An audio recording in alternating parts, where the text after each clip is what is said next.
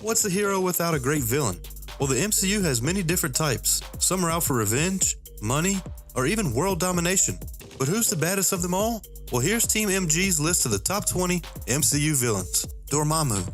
To me, it's debatable to even put Dormammu on this list, but seeing how he's the one pulling the strings in Doctor Strange, it only felt appropriate. He can't rank very high because the character only has a teensy bit of screen time, during which he's seen only as a floating face. The character is only made interesting by the fact that he worked alongside Tilda Swinton's Ancient One, and his visual design is admittedly pretty damn cool. Aisha.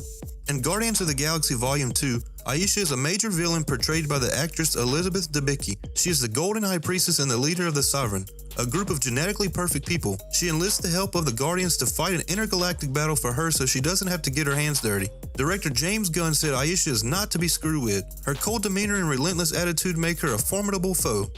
Aldrich Killian. He's one of Marvel's most controversial villains, and if you're a Mandarin purist, Iron Man 3 allows you to consider Killian the real Mandarin, but the character of Killian himself is extremely interesting. Here's a guy who was ignored by Tony Stark, he rebuilt himself bigger and better, and who actually has a brilliant approach to global terrorism. Make it more theatrical. Guy Pearce's performance is fascinating to watch, and it supports the Mandarin reveal in a really interesting way. Ronan the Accuser. In Guardians of the Galaxy, Lee Pace's villain is a religious activist who is angry that his people, the Kree, have signed a peace treaty and thus decides to basically start a galactic war over racial superiority. That could be interesting, but the movie doesn't spend near enough time on Ronan to sort out his motivations beyond a crazy dude who wants to do bad stuff. He basically is just there to get in the way and set up jokes and set pieces, and by that metric, he serves his purpose well. He also loses a dance battle. Dance off, bro! Me versus you! It's on! Justin Hammer. Sometimes a little comedy goes a long way. In Iron Man 2, Sam Rockwell's Justin Hammer is an absolute delight the entire way through. He's also an interesting villain. The sequel forces Tony Stark to face the consequences of going public with his Iron Man confession. But Hammer represents the fact that when Tony outed himself as Iron Man, he painted a giant target on his back. Hammer is an opportunist, and the technology that fuels the Iron Man suit is coveted by those looking for fame and glory. Just like Hammer, Rockwell plays the character with flair and passion. Yon-Rogg. Like most members of the highly advanced Kree race, Yon-Rogg's advanced genetics grant him strength and resilience far beyond those of humans. Due to his military experience, he's also a gifted warrior and strategist, and Captain Marvel, it's abundantly clear that he's a bad dude early on in the film. But the movie wants you to believe he's an ally to Carol until the third act. Much of Law's screen time is spent merely talking to Carol via space phone and trying to steer her clear of answers. Ulysses Klaue.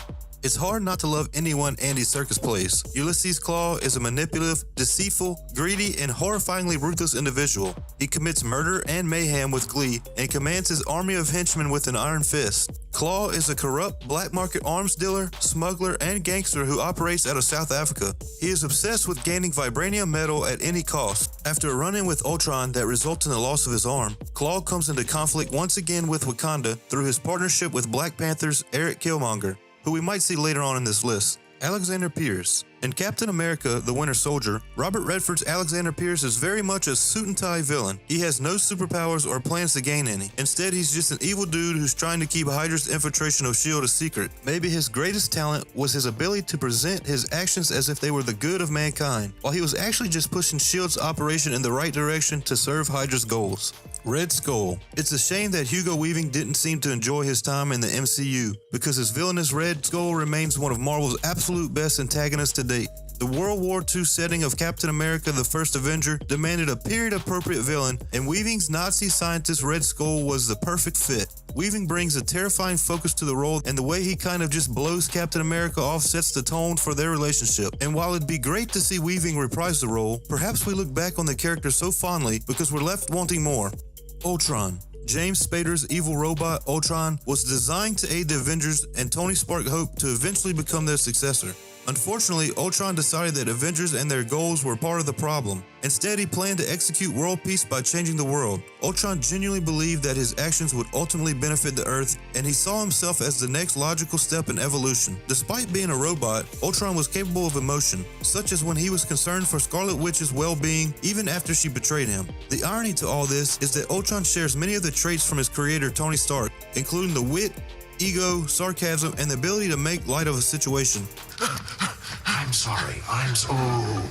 I'm sure that's gonna be okay. Helmut Zemo. Captain America Civil War is a surprising film, and that extends to Daniel Bruhl's villainous Helmut Zemo. The notion of revenge is not brand new, but the lengths to which Zemo goes to exact his revenge and the way in which it's executed are refreshingly complex and very much grounded in character and emotion. You do have to make some pretty big leaps in logic to follow along, but the impact is the same. Zemo gets Iron Man and Captain America to destroy each other, to destroy the Avengers, and to make them pay for killing his family in their careless assault on Sokovia.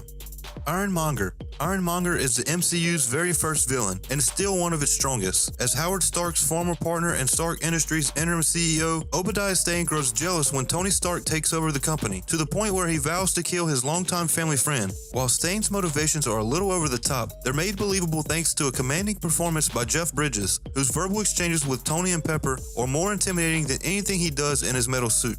Ego. The real villain of Guardians of the Galaxy Volume 2 is Kurt Russell's Ego, who we spent the majority of the runtime believing is Star-Lord's compassionate and long-lost father. If it weren't for Kurt Russell, the film version of Ego the Living Planet would probably be pretty boring. The 80s icon infused Marvel's universe, conquering Celestial with an unforgettable sense of charm, to the point where you almost believe for a second that he's the warm, long-lost father that Peter Quill had been searching for. The big reveal of Ego's true, sinister nature is one of Guardians of the Galaxy Volume 2 most memorable moments, and seeing his human form get blown up and reconstructed again is a visual treat. Mysterio. Jake Gyllenhaal's charming yet terrifying Mysterio continues the MCU's streak of perfectly executed Spider-Man villains. In Spider-Man Far From Home, pulling one hell of a switcheroo on Peter Parker before going full-on Master of Illusion in a couple of epic hallucinatory sequences, not only does Far From Home nail Mysterio's quirky appearance in shockingly compelling and earnest way, it perfectly handles the terrifying nature of his barf-tech powers, which when applied properly with his team of disgruntled ex-Stark employees can seem to bend reality itself. Hela. When you cast an Oscar-winning performer like Cate Blanchett, who also happens to be one of the greatest actresses working today, you don't necessarily expect her to show up ready to play, but that's exactly what she did with Hela in Thor Ragnarok. You could easily tell that Cate Blanchett was having a ball playing Hela. She chews scenery like no other, can go toe-to-toe with gods, and has the best headgear in the MCU. The lost daughter of Odin had far more personality than prior villains, so while Hela may not be the most memorable of the villains, when it comes to plans or scheme, she serves the film she's in perfectly, making this a successful turn. Vulture. Michael Keaton plays Adrian Toomes, also known as Vulture. Apparently, he was a kind and hardworking man who did what was best for his family. However, after losing his job, he became a poor, disgruntled, and salvaging shop owner based in New York City, who arms himself with dangerous technology for his revenge on Tony Stark for muscling him out of his government deal. He comes into conflict with Spider-Man in the film, and while simply seeing him as a nuisance, he began to show a slight bit of respect for him after Spider-Man saved his daughter's life. Even after being defeated by the hero, Vulture chose not to give away Spider-Man's secret identity, since Peter Parker had saved both him and his daughter.